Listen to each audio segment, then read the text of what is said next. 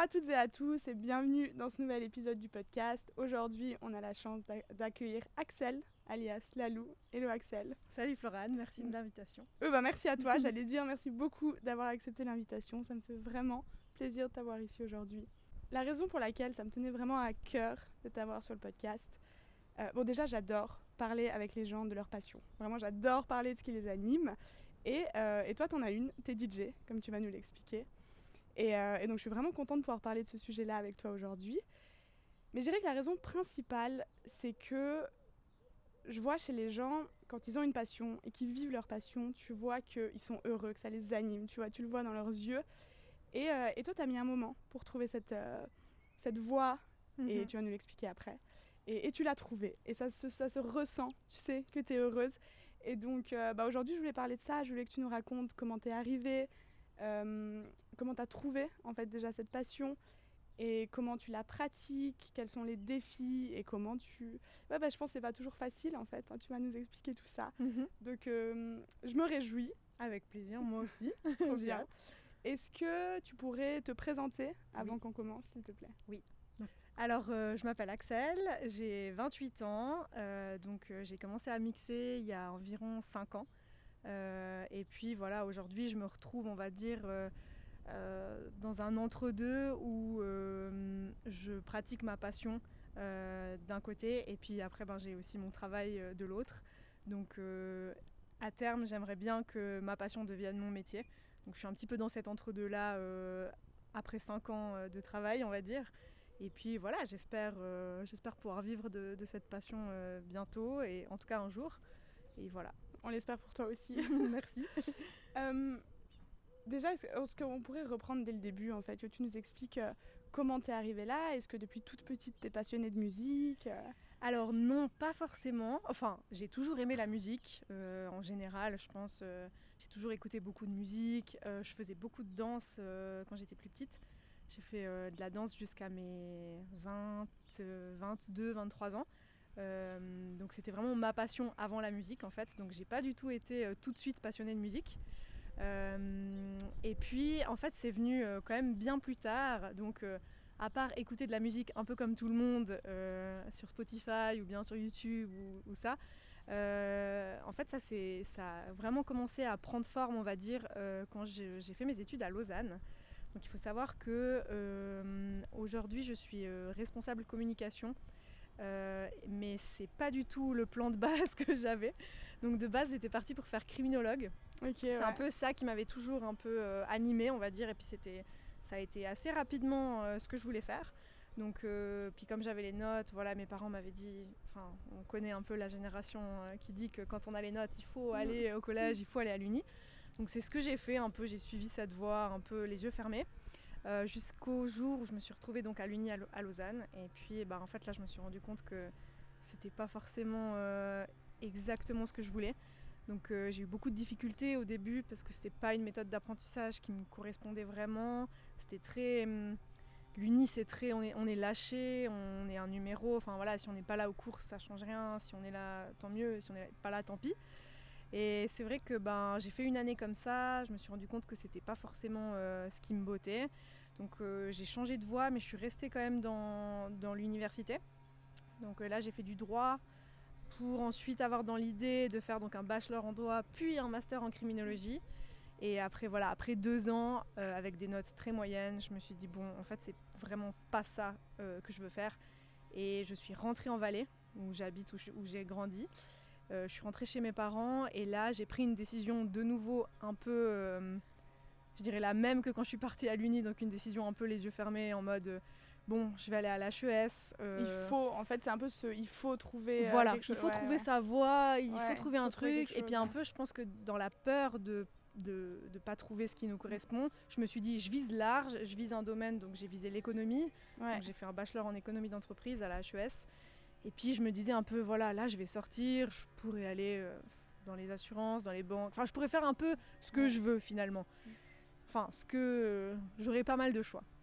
Et puis voilà, donc j'ai fait cette voie et j'ai fait mon bachelor, et puis maintenant j'ai mon bachelor, je suis très contente. Mais donc tout ça pour dire qu'en fait, même si ces études finalement se sont passées un peu de manière chaotique, enfin en tout cas pas comme c'était prévu de base, finalement c'est ça qui m'a amenée en fait vers ma passion. Parce que quand j'étais à Lausanne, en fait j'ai vécu donc 3-4 ans là-bas. Et puis pendant ces années, on est beaucoup sortis. En fait, je me suis fait un groupe d'amis là-bas. Et ça a vraiment été moi, j'ai vraiment l'impression que c'était une époque, enfin en tout cas une période de ma vie ultra riche et ultra forte en émotions, en sensations, en découvertes. Enfin, ça a vraiment été, j'ai l'impression, les 4 ans où j'ai expérimenté le plus de choses. Tu sortais, tu faisais la fête, c'est ça. On sortait vraiment beaucoup. Okay. Moi, j'étais ultra contente d'être loin de chez mes parents. J'étais dans une grande ville. Enfin, je me sentais vraiment à ma place. Tout venant du Valais. Donc, j'ai pas beaucoup étudié. Et puis j'ai okay. beaucoup fait la fête et je suis beaucoup sortie. Puis en fait, je me suis rendu compte qu'en fait, j'avais vraiment un amour pour ça. C'est étonnant parce que c'est difficile à s'avouer ça aussi parce qu'on se dit, je suis juste une fêtarde ou souvent c'est pas très bien connoté le fait de beaucoup sortir ou le fait de faire autre chose que travailler ou ça. Mais en fait, c'était tellement bon délire que j'ai continué à assumer ça, on va dire. Et jusqu'au jour où je me suis dit, mais en fait, j'aime tellement ça que est-ce que je pourrais pas être plus que juste une fêtarde, entre guillemets. Ah ouais, donc jusque-là, tu t'étais jamais posé cette question? Non, c'était pas... en sortant, je savais que j'adorais la musique, je savais que vraiment c'était quelque chose ça me faisait ressentir des choses que pas grand chose d'autre me font ressentir. Et donc ça, je savais que j'avais un amour pour la musique, mais je savais pas forcément que je voulais passer de l'autre côté.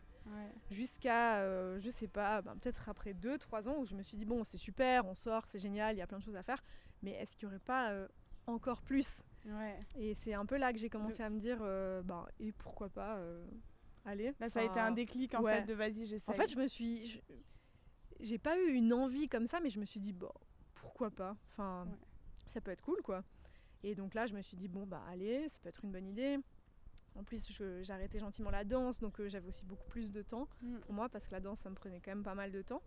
Et donc, je me suis dit, allez, j'essaye. Donc là, je me suis dit que je me suis dit, j'ai envie de prendre des cours. Donc, je connaissais un DJ valaisan qui donnait des cours. Donc, je l'ai approché, je lui ai demandé s'il pouvait me donner des cours. Donc, c'est comme ça que j'ai commencé.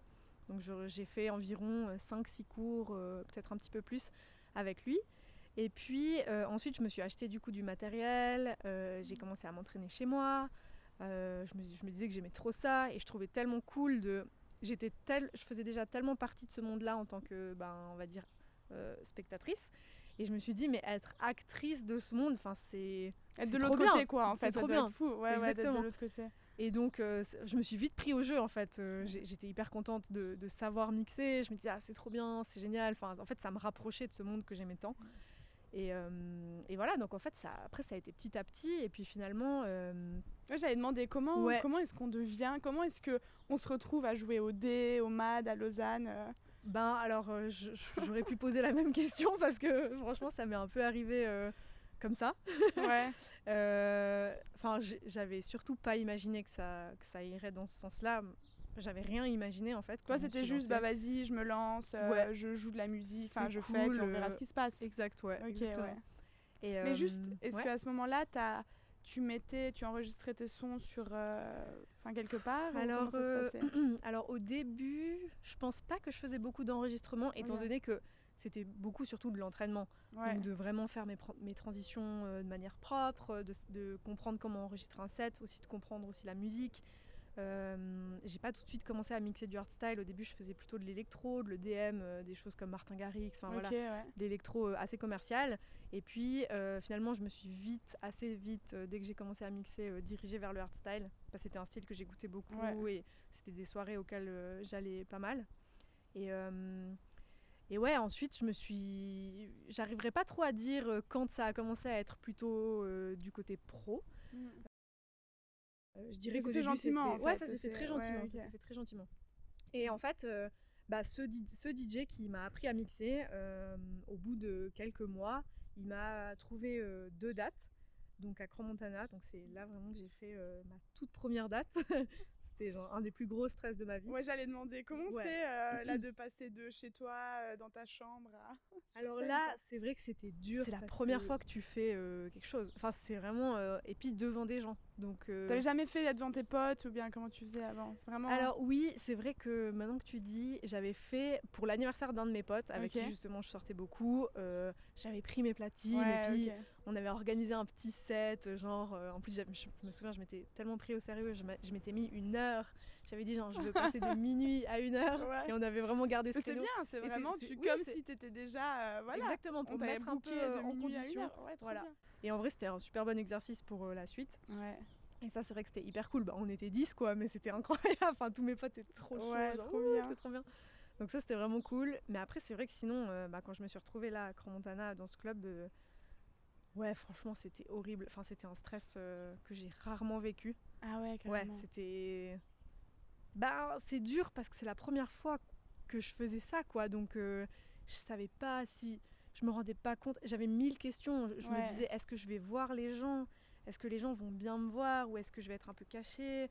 Est-ce que si je loupe une transition, les gens vont entendre ? Enfin, je savais rien en ouais. fait. Comment est-ce qu'on entend le son dans un club ? Comment est-ce que les gens... Enfin, est-ce que les gens te regardent ? Est-ce que les gens dansent ? C'était vraiment... Tu te posais ces questions 1000 pendant questions. aussi? Non. Pendant que tu Non, faisais? non, non, Ah, vraiment avant. ok. Beaucoup de questions avant et après du moment que... En général, du moment que je suis sur scène, je pense plus à grand chose. T'es dans le flow. Ouais, T'es vraiment. vraiment. Ouais. Et ça, heureusement, parce que le stress, il est souvent avant, mais un peu moins, enfin, même plus du tout pendant. Ouais. Donc ça- Et franchement, je trouve que ça se voit. Enfin, quand je vois tes vidéos, tu sais, Ouais. tu sens que t'es dedans en fait. Et je pense que Oui. c'est trop beau, ça doit être un sentiment magnifique. Oui, c'est incroyable. Souvent, je me dis que mon stress, Enfin, souvent, je me dis, ah, c'est la dernière fois qu'il faut que tu stresses comme ça, ou c'est vraiment pas bon pour toi ce stress. Puis en fait, quand je vois ce que ça me fait par après, quand j'arrive sur scène, j'oublie tout. Je me dis, non, mais en fait, ce stress-là, il valait la peine. Et Puis je pense que le stress, il est aussi là pour te dire que tu tiens à ces choses, tu vois. bien sûr. Si tu t'en foutais, tu serais là, tu serais indifférente. En fait, Totalement. là, ça montre que tu tiens, que tu as Ouais. envie de faire du bon boulot pour les gens qui sont là, que tu as envie Exact. de leur faire plaisir, quoi. Tu y tiens, donc... Clairement. parce que- Ouais, c'est ça. Ah, donc voilà, j'ai eu ces 2 dates-là. Ça a été un super bon entraînement parce que c'était pas un club qui était trop grand, donc c'était vraiment cool. Il y avait beaucoup de gens proches qui sont venus me voir, donc c'était vraiment chouette. Et en fait, après, ça s'est passé assez vite. Après ces 2 dates-là, j'ai eu une proposition pour mixer en France, pour faire une intro de soirée en justement hardstyle, une soirée hardstyle. Donc là, j'ai sauté sur l'occasion, j'étais trop contente parce que les 2 premières dates que j'avais fait, c'était électro. Ok, ouais. Et donc là, je me suis dit, waouh, mais la France, c'est fou quoi, c'était dingue. Et donc j'ai dit oui. Et je suis allée mixer. Bon, il n'y avait pas grand monde à cette soirée, mais c'était un super bon test. Pareil, j'ai de nouveau super stressée et tout, mais c'était vraiment chouette. Et en fait, sans le savoir, cette date-là, c'était un test. En fait, les gens qui m'ont booké à cette date-là voulaient voir comment je me débrouillais parce qu'ils cherchaient pile à ce moment-là une fille pour être résidente au MAD pour les soirées hardstyle. Résidente, t'entends pas. Résidente, donc c'est en gros chaque soirée hardstyle qui est organisée, tu mixes. En gros, donc ça veut dire qu'au MAD, il y a Sur plusieurs concepts. Ah, ok, ouais. Donc à chaque soirée hardstyle, le fait d'être résidente, ça fait que chaque soirée, Tu mixes. j'étais programmée. Ok, Voilà, ouais. ouais. Ok. Donc c'est environ, je dirais, peut-être une fois chaque 2 mois, une soirée. Du coup, ça me faisait des bookings assez réguliers. Une belle puis surtout, visibilité, le MAD, quoi. le MAD à Lausanne. Voilà. Et donc voilà, en fait, ça c'était quelque chose que je savais pas. Ils t'ont Donc, booké, j'ai été ok, mixée là-bas ouais. et en fait, quand j'ai fini de mixer, ça s'est bien passé. Et donc le gars m'a dit est-ce que maintenant tu es prête pour la première heure au MAD à telle date ? Et ça, c'était donc ça faisait même pas une année que j'avais fait ma première date et j'étais déjà programmée au MAD. Voilà, et le MAD, faut le dire, c'est là où tu sortais avec tes potes avant. Bah exactement. C'était et vraiment, comment ça fait de... Ouais, alors ça c'était vraiment fou, c'était ultra symbolique pour moi en fait. Je me souviens d'ailleurs que quand j'ai eu l'idée de prendre des cours de mix, j'étais en train de boire un verre avec une copine et je lui parlais de ça, je lui disais ah c'est trop cool, je vais apprendre à mixer, c'est trop bien. Et je me souviens lui avoir dit imagine si un jour je mixe au MAD. Et en fait c'est arrivé tellement vite. Et... C'est fou hein, ouais, c'est dingue. fou, tu l'as mis dans ta tête et c'est arrivé. C'est fou. Ouais. Et comment tu t'es sentie là ? Bon là un stress énorme et quand même quand même le syndrome de l'imposteur. Je sens que ce syndrome de l'imposteur, je l'ai eu beaucoup au début parce que les choses sont arrivées tellement vite que je me disais mais c'est pas possible que ça fait même pas une année que je mixe, que j'ai mixé 3 fois dans ma vie dans 3 clubs et on me propose déjà le MAD. Là vraiment je me sentais pas légitime. Et en fait merci le syndrome de l'imposteur parce que ça m'a fait tellement bosser et ça m'a fait tellement me préparer à tout ça que en fait j'ai assuré comme si ça faisait des années que je mixais. Alors je pense pas que c'était une prestation de folie, mais voilà, j'ai vraiment fait mon max pour être au top et puis pour gérer toutes mes transitions. Enfin, j'avais préparé mon mix 3 mois à l'avance. Enfin, je voulais vraiment que... Mais tu t'es donné les moyens, voilà, exactement. Je voulais que ce soit... je voulais être digne, en fait, de cette date-là. Et je pense que je l'ai été. Donc, je suis très contente. Et c'était ultra symbolique pour moi de mixer dans le club où, en fait, ma passion un peu pour la musique était vraiment née. Et ouais, c'était dingue. C'était vraiment chouette. Et ça, ces événements t'ont donné une visibilité ou bien comment ça s'est passé ensuite? Oui. Là, je pense que tu as été un peu propulsée ou bien... Ouais, alors il faut savoir que le monde, on va dire hard music en Suisse romande déjà, il est ultra petit. Donc c'est vrai que de se retrouver dans une programmation comme le MAD, les gens ils se disent assez vite ok c'est qui elle, pourquoi elle est là. Enfin, je pense que ça m'a vraiment donné une visibilité incroyable. Et en fait, ça a fait que les dates se sont enchaînées après ça. Ça m'a vraiment donné une bonne visibilité. En tout cas, en Suisse romande, du coup, mon nom a été un peu propulsé. Et ça c'est génial parce que ça m'a vraiment donné du poids, déjà aussi de la crédibilité et beaucoup de visibilité. Ouais, donc ça, c'était vraiment... c'est incroyable. Enfin, c'est vraiment le mieux qu'on puisse espérer pour commencer une carrière, quoi. Ouais, non, bravo, en tout cas, c'est vrai que ça arrivait... Parce que là, ça fait combien de temps exactement que tu mixes, du coup? Alors là, je pense que les premiers cours que j'ai pris, ça doit faire 5 ans. Et que j'ai fait ma première date... Bon, la date du match, je me rappelle, c'était le 8 novembre 2019. Ouais, je pense qu'on s'en rappelle. Ouais, on s'en rappelle, oui, clairement. Et du coup, ma toute première date à Crans-Montana, c'était en mars de la même année. Donc ça fait 5 ans. Et tu parlais du syndrome de l'imposteur, t'en es où maintenant par rapport à ça? Alors, comme je disais, je l'ai beaucoup eu au début, parce que le fait de se faire un peu propulser comme ça et que... alors ça a été un enchaînement de plein de choses. Je pense que le fait qu'ils cherchent une fille au MAD à ce moment-là, c'était un peu une chance. Mais c'est vrai qu'au début, je me disais, mais je suis personne, ça fait pas longtemps que je mixe. Il y a plein de gens qui rêvent de mixer au MAD depuis des années. Et moi, là, j'arrive comme ça, je passe devant tout le monde. C'est vrai que ça c'était dur. C'était assez dur.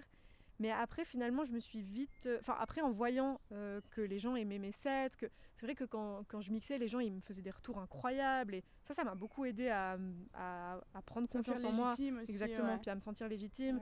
Et puis, c'est vrai que je me suis aussi... comme je te disais la dernière fois, je me suis pris au sérieux, mais j'essayais aussi quand même de pas trop me prendre au sérieux, donc j'essayais vraiment de trouver cet entre-deux-là. Et donc je savais que je faisais quand même les choses bien, parce que c'est important pour moi de faire les choses bien. Enfin, quand je me mets dans quelque chose, j'aime bien que ça soit bien fait. Et donc ça, je pense que ça m'aide aussi à valider ce que je fais, à mettre du crédit à ce que je fais. Donc c'est vrai que maintenant, j'ai l'impression de moins retrouver ce syndrome de l'imposteur. J'ai l'impression que maintenant que je suis un peu établie, que mon nom il est un petit peu fait, en tout cas en Suisse romande, j'ai l'impression de moins devoir dealer avec ça qu'au début. Tant mieux. C'est cool. Et donc syndrome de l'imposteur, quels sont les autres défis que tu rencontres en tant que DJ femme ou DJ tout court? Ouais, il y en a plein. Il y en a plein. Alors peut-être les 2 plus grands, ceux qui te parlent le plus. Les défis. Donc, je pense qu'un gros défi qui est ultra actuel, c'est les réseaux sociaux. Les réseaux sociaux. Ouais. Donc, les réseaux sociaux, on va dire que c'est la catégorie générale, mais après, dans les réseaux sociaux, il y a plein de choses qui entrent. Je pense qu'aujourd'hui, pour avoir de la visibilité en tant que DJ, on l'accepte ou on l'accepte pas. Je pense qu'il faut s'adapter. Mais aujourd'hui, être DJ, ça suffit plus. On peut plus être simplement bon dans ce qu'on fait. Il faut être bon en communication. Et ça, vraiment, je pense que c'est... je trouve ça un peu triste, mais en même temps, si on s'attarde sur le fait que c'est triste, on n'avance pas, quoi. Donc, il faut accepter ça et se dire que, voilà. Et puis, c'est vrai que moi, comme c'est mon métier d'être dans la communication, je suis assez contente de finalement je me dis que bah voilà, les ça études sert, que en fait, j'ai choisies, ça me sert aussi pour ma passion. Et voilà, donc ça je trouve que c'est un défi dans le sens où pas tout le monde est bon en communication, pas tout le monde en a quelque chose à faire des réseaux sociaux. Enfin, pas tout le monde aime se montrer sur les réseaux sociaux. Moi, je vois que des fois, je dois aussi un peu me forcer, entre guillemets. Enfin, je me dis, ben voilà, il faut que ça soit fait. Il faut que ma vidéo, elle ait des vues. Donc, pour que ma vidéo, elle ait des vues, il faut faire ça. Il y a des étapes un petit peu obligatoires qu'on n'a pas forcément tous envie de faire, mais que oui, si surtout on que de veut... base, t'aimes être derrière les platines, t'aimes mixer, voilà. c'est pas... C'est pas forcément être sur Instagram que j'aime. Mais c'est une partie qui devient obligatoire aujourd'hui. Et ça, je pense, c'est un réel défi. Je pense que ce qui est compliqué aussi, c'est... à quel point on se compare sur les réseaux sociaux. La comparaison avec les autres. Avec les autres DJ. Alors, je pense que c'est général. Je pense que si on est modèle, on se compare avec les autres modèles. Je pense que si on est... En fait, je pense que si on est une personne sur Instagram, on se compare aux autres. Bien sûr. Voilà. Et j'ai pu expérimenter on va dire... J'ai eu un petit down au début de cette année où j'étais vraiment pas très bien mentalement pour plein de raisons. Et en fait, je me suis rendu compte qu'avec ce mood que j'avais, quand j'allais sur Instagram, ça me rendait... Mais tu sais que c'est connu que si on va sur Instagram, on sort plus déprimé après. Ouais. En fait, vraiment, j'avais lu une étude là-dessus. Et donc, ça je me dis, pas. Déjà de base, tu te sens pas bien. Exactement. Donc, j'avais vraiment vu la différence. J'ai l'impression qu'en général, quand je vais sur Instagram, c'est beaucoup pour m'inspirer. C'est pour voir un peu ce qui se passe, pour être au courant. Et c'est vrai que là, pendant cette période où j'étais pas bien, donc moi déjà, j'avais plus trop confiance en moi. Et en fait, je faisais que de me comparer. Donc je voyais des vidéos, je disais, ça c'est mieux que moi, ça c'est mieux que moi. Lui, il a fait ça, moi j'ai pas pensé à faire ça. Ah, elle a fait ça comme ça, j'aurais dû faire ça comme ça. Vraiment. Et ça détruit. Et donc t'as trouvé quoi comme pour pallier à ça? Je me suis un peu éloignée du coup des réseaux sociaux. J'ai essayé de me dire...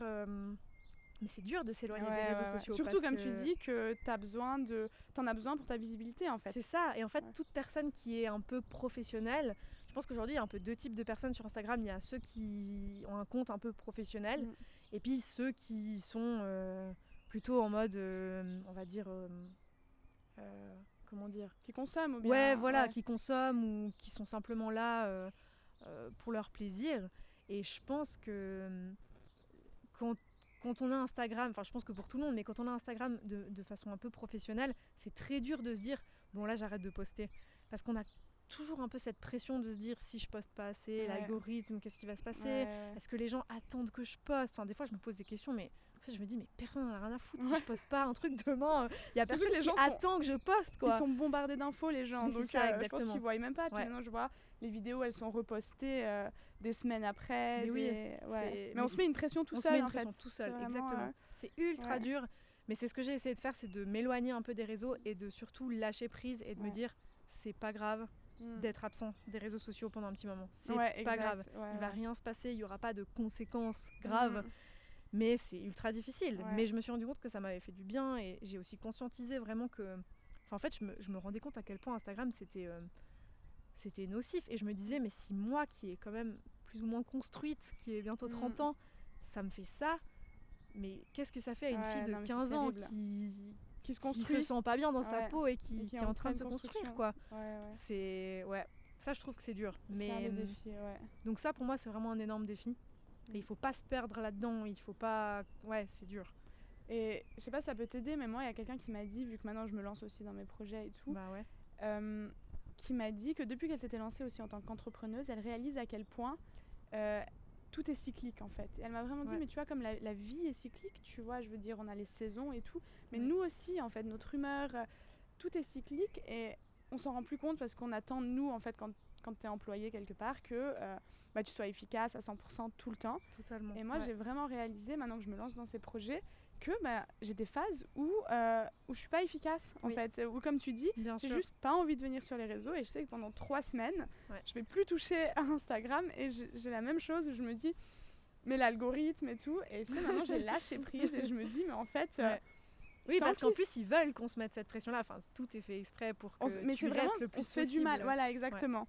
On se fait du mal et c'est vrai que je pense qu'on a tout à gagner à changer un peu notre vision et à se dire voilà, enfin je décide déjà, j'ai pas envie d'aller aujourd'hui, je vais pas. Exact. Et puis après c'est vrai qu'il y a toujours ce truc où tu pourrais planifier tout en avance et poster. Moi je sais que Ouais, j'y arrive pas du moi tout. pareil, je préfère un peu faire quand même au feeling et puis un peu sur le coup de quand il y a des choses cool qui se passent, mais ouais, j'aurais pas envie de programmer, mais c'est vrai que tu peux le faire. Ouais. Donc pour l'instant c'est tout toi qui fais tes posts. Ouais, C'est tout exactement. toi qui fais. Tout ce qui est photographie, film aussi, c'est toi qui fais? Alors Vidéo? non, en général, j'ai mon copain qui vient pas mal avec moi sur ouais. mes dates, donc pour les vidéos un peu, on va dire, basiques, là, il n'y a pas de problème, avec l'iPhone, ça va super bien. Après, c'est vrai que pour pas mal de dates, surtout des grosses dates où je sais qu'il y aura pas mal de monde, ça me tient souvent quand même à cœur de prendre un photographe ou un vidéaste pour avoir du joli contenu. Enfin, ça, je pense que c'est aussi un truc super important, c'est de cleaner son contenu, d'avoir quelque chose de propre, et que les gens, quand ils viennent sur ton profil, ils se disent « Ah ok, donc elle fait les choses bien, elle est sérieuse ». Enfin voilà, donc ça pour moi c'est ultra important. Ça fait partie aussi de la communication et de comment on soigne son image un peu, et puis Non mais ça, en tout cas je trouve tes vidéos d'after movie et tout ça, ça c'est toi qui fais? Alors souvent les montages je fais moi. Après du moment que c'est filmé vraiment avec des caméras vraiment pro, là du coup c'est plus moi qui fais les montages, c'est directement le vidéaste.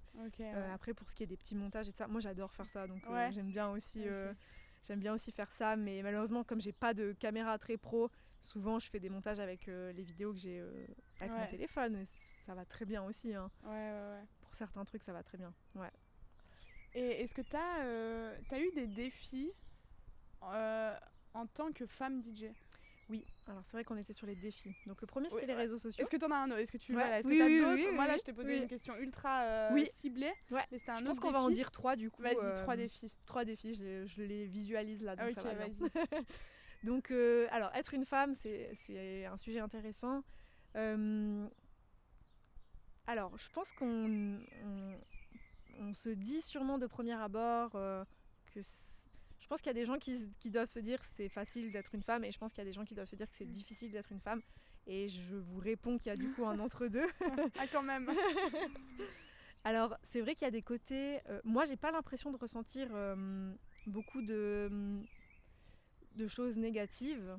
Pas de discrimination? Non, j'ai pas du tout l'impression d'être discriminée.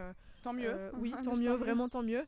On va dire que je vois plutôt les côtés positifs. Enfin, en tout cas, je les ai vus plus vite.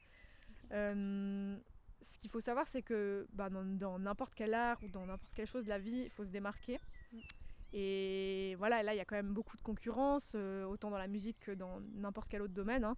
Et donc, il faut quand même avoir un truc pour se démarquer. Et là, dans le monde de la hard music, et en général dans le monde de l'électro ou des DJ, il y a quand même beaucoup moins de femmes. Donc on est vraiment en minorité, et ça, pour moi, c'est une chance parce que ça nous rend déjà un peu uniques, sans avoir commencé. On part vraiment déjà avec un petit avantage, étant donné qu'on est moins. Voilà. Donc la preuve, c'est qu'ils cherchaient une femme au MAD. Et voilà, si j'avais été un homme, j'aurais pas eu cette chance-là. Donc ça, pour moi, c'est assez positif. Et je pense que de voir une fille mixer, ça reste plus dans la tête des gens. Les gens, quand ils voient un gars mixer, ils se disent c'est normal. Mais par contre, quand ils voient une fille qui mixe, ils se disent ah, c'est une fille. Enfin, en fait, juste le simple fait de se dire c'est une fille, ils se rappellent plus de toi et ça va plus les marquer, j'ai l'impression. Mais que tu vois pas alors que dans finalement, le train de vie, il n'y a pas de vraiment pas de raison qui ferait. Non, je vois vraiment pas. Alors c'est cool que maintenant il y ait de plus en plus de filles parce que ça commence vraiment à. Ça va jamais s'équilibrer, mais on commence à être un peu plus de filles. Donc voilà, moi je pense que c'est vraiment quelque chose de positif. J'ai l'impression que ça marque en fait. Et j'aime bien aussi avoir ce contraste de. Je mixe un style qui est quand même assez violent. Enfin, violent. Oui, assez hard quoi. Et en fait, j'adore jouer avec ce contraste de. Je suis assez une petite fille. Enfin, je me vois moi comme une petite fille en fait. Déjà, j'ai dit petite fille, tu vois. Je me vois comme une petite fille un peu toute qui rigole et ça. Et en fait, quand les gens ils me voient avant que je monte sur scène, je pense qu'ils se disent c'est qui cette petite gamine là. Puis en fait, quand j'arrive sur scène et que je balance du sale, j'allais dire voilà, exactement. Donc je pense que ça a aussi plus d'impact qu'un gars déjà qui est déjà un peu Voilà, donc pour moi c'est assez positif. Après, si je dois dire peut-être des côtés un peu plus compliqués, c'est que je pense qu'en étant une fille, surtout par rapport aux organisateurs, donc là je parlais beaucoup du public, donc beaucoup les gens qui te regardent, ils sont étonnés. Mais après c'est vrai que quand on passe dans le côté de l'autre côté, j'ai l'impression que quand on est une fille, on est moins pris au sérieux, on est moins prise au sérieux par les organisateurs. C'est ce que tu ressens?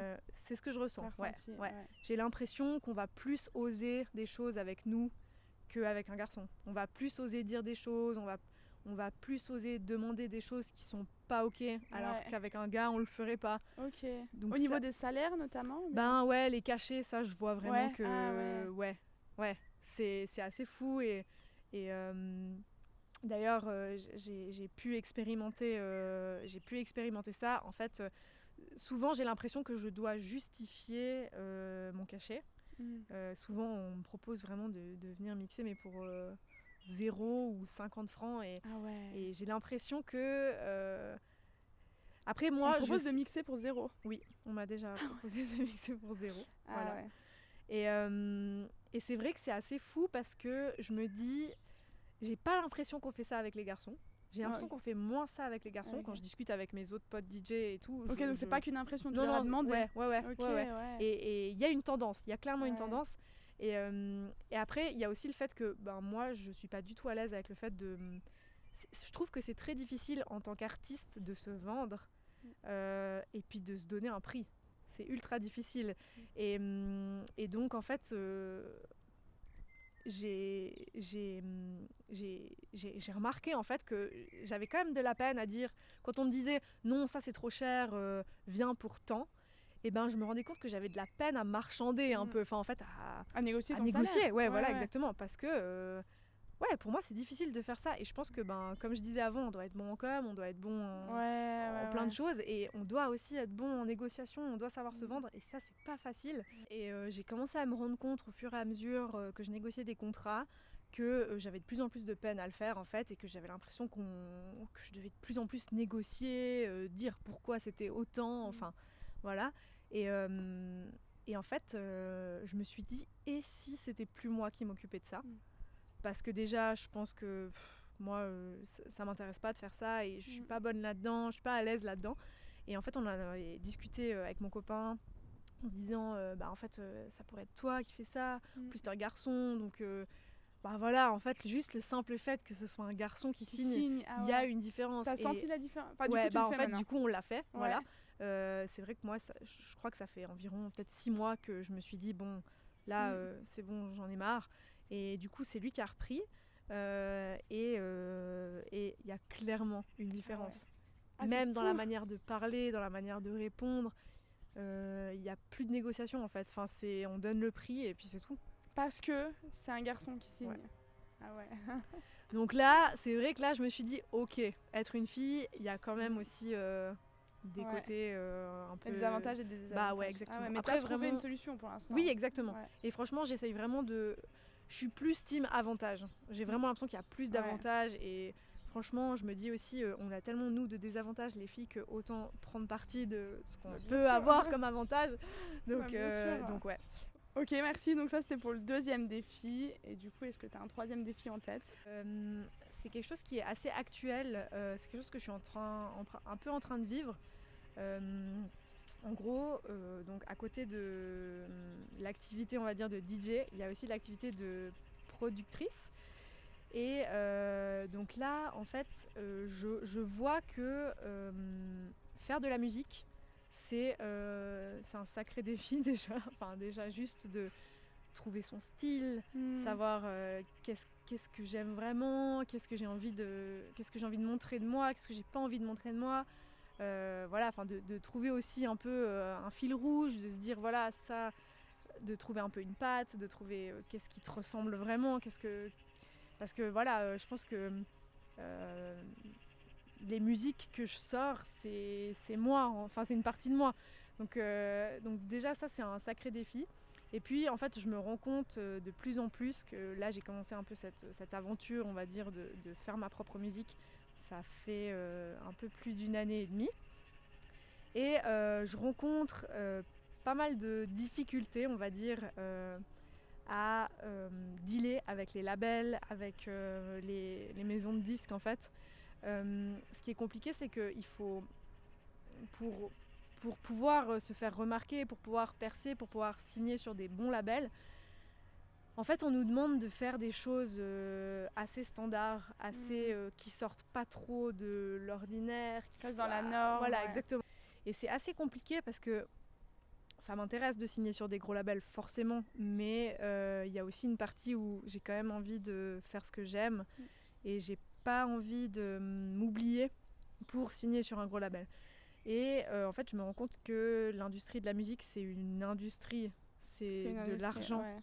C'est un business et ça c'est assez dur à accepter, comme pour les réseaux sociaux, je pense. Le fait de devoir être bon dans les réseaux sociaux, c'est dur à accepter. Ben là c'est dur à accepter aussi que en fait c'est pas simplement faire de la musique, c'est correspondre à une industrie qui veut que tu sortes des choses qui soient toutes un peu pareilles en fait. Finalement tu dois pas trop sortir du lot, donc c'est assez compliqué. Après, il y a plusieurs façons de penser. Donc, souvent, on me dit il faut rentrer dans le moule pour pouvoir ensuite en sortir. Des fois, en fait, on me dit le jeu, des fois, on vaut la chandelle, on va dire. Oublie-toi pendant un petit moment, essaye un peu. Enfin, pas vraiment oublie-toi, mais plutôt fais des sacrifices. Certains trucs que tu aurais voulu mettre dans cette musique, enlève-les. Et puis, mais ça pourra t'amener d'autres choses. Ça pourra t'amener de signer sur ce label qui fera qu'ensuite tu auras des bookings à l'étranger, qui fera qu'ensuite tu pourras faire la musique que tu veux. Parce que du moment qu'une personne est, on va dire, validée par le public, par les labels, du moment qu'elle a percé, on va dire, du moment qu'elle a réussi. C'est bon. Après, c'est bon, elle peut faire ce qu'elle veut. Et puis, donc, tu es à ce stade de te dire. Je suis un peu à ce stade et c'est assez compliqué parce que c'est des vraies questions. Parce qu'en même temps, je me dis, j'ai vraiment envie de faire ça de ma vie.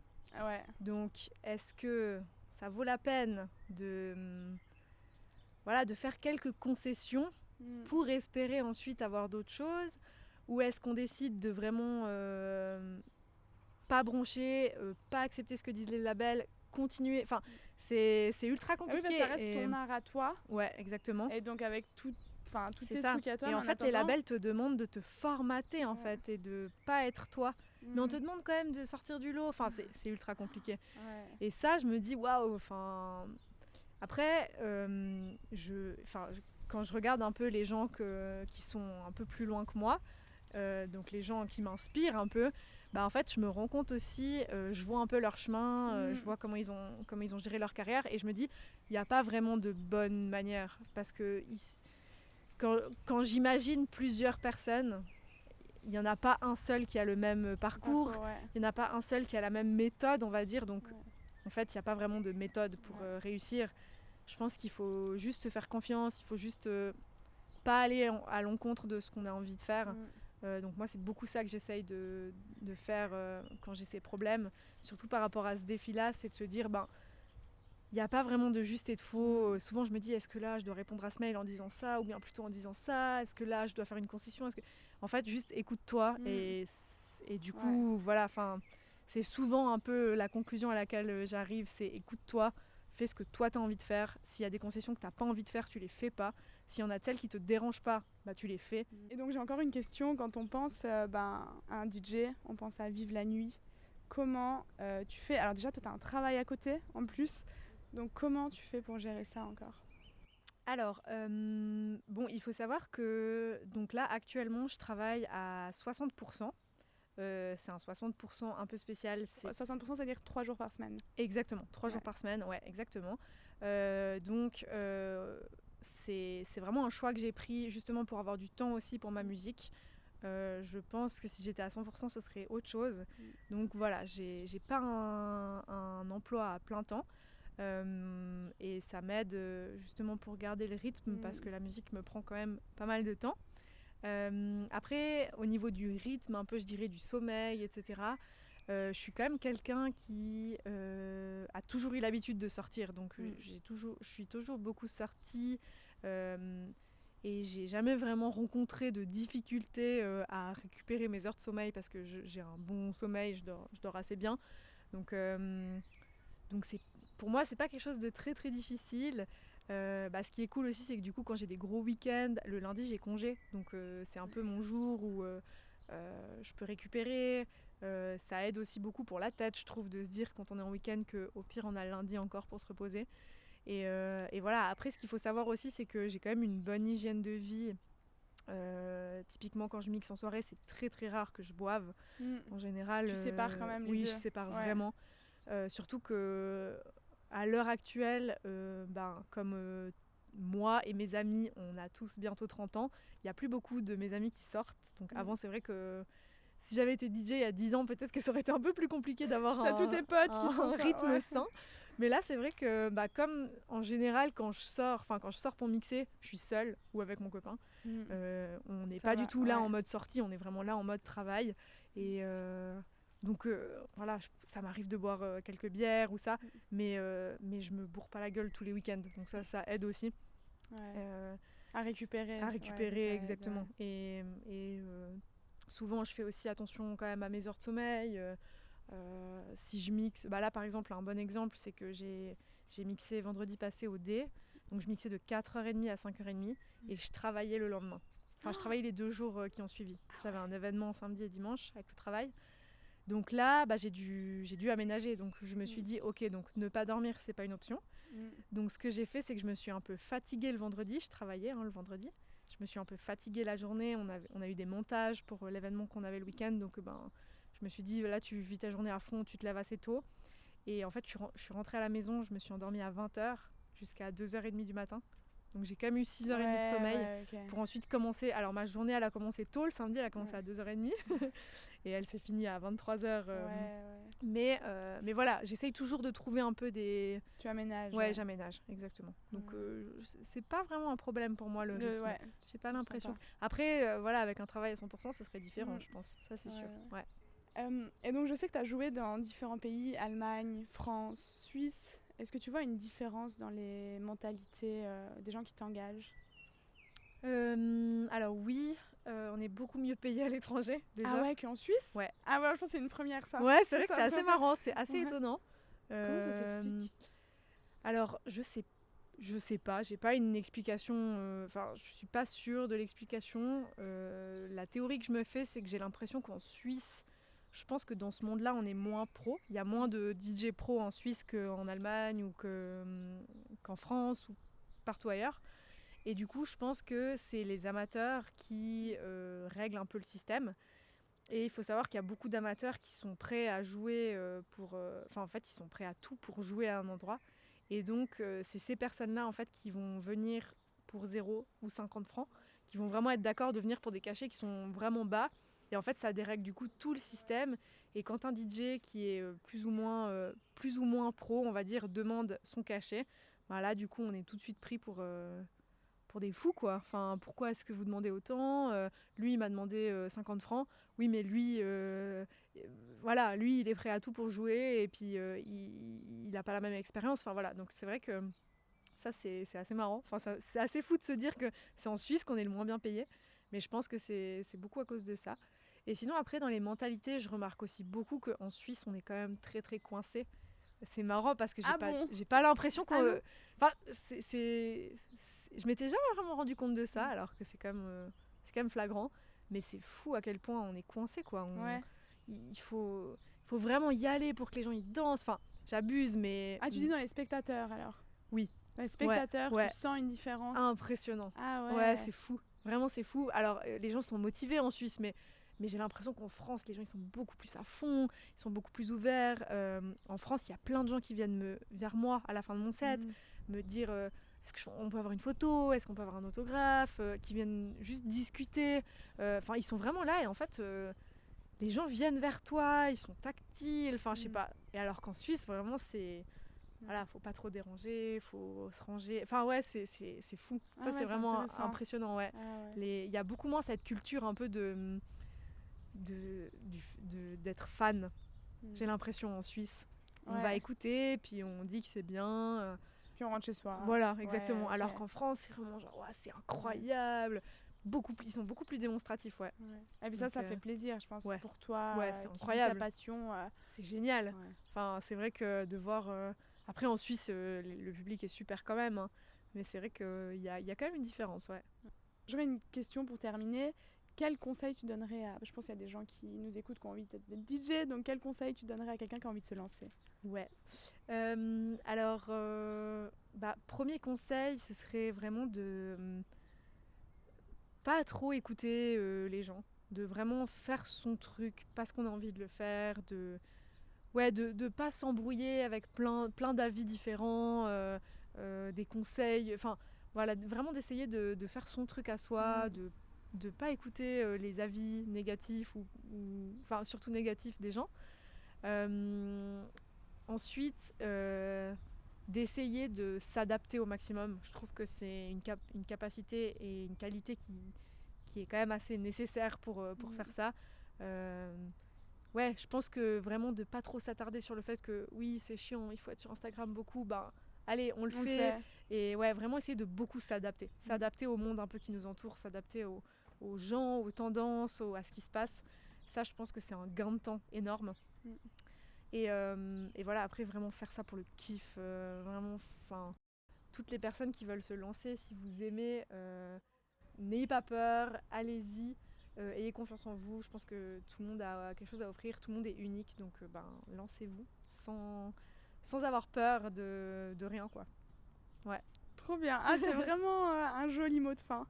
Et du coup, qu'est-ce qu'on te souhaite, Axel, alors? Qu'est-ce qu'on te souhaite? Qu'est-ce qu'on me souhaite? Que ça continue de fonctionner, que j'ai toujours autant de plaisir à faire ce que je fais, et que j'arrive à lâcher prise, quand il faut lâcher prise. Ouais. Ok. À fond. Alors on te souhaite vraiment de pouvoir vivre de ça. En tout cas, je pense que tu es vraiment sur la bonne voie. Et donc de savoir lâcher prise quand il faut lâcher prise. Merci beaucoup. Trop bien. Merci beaucoup, Axel, de nous avoir partagé tout ça. C'était super. Et merci à toutes et à tous d'avoir suivi jusque-là. En tout cas, ça ferait très plaisir d'avoir vos retours, autant je pense pour Axel que pour moi. Et on vous envoie plein de bisous. Trop bien, merci. À une prochaine.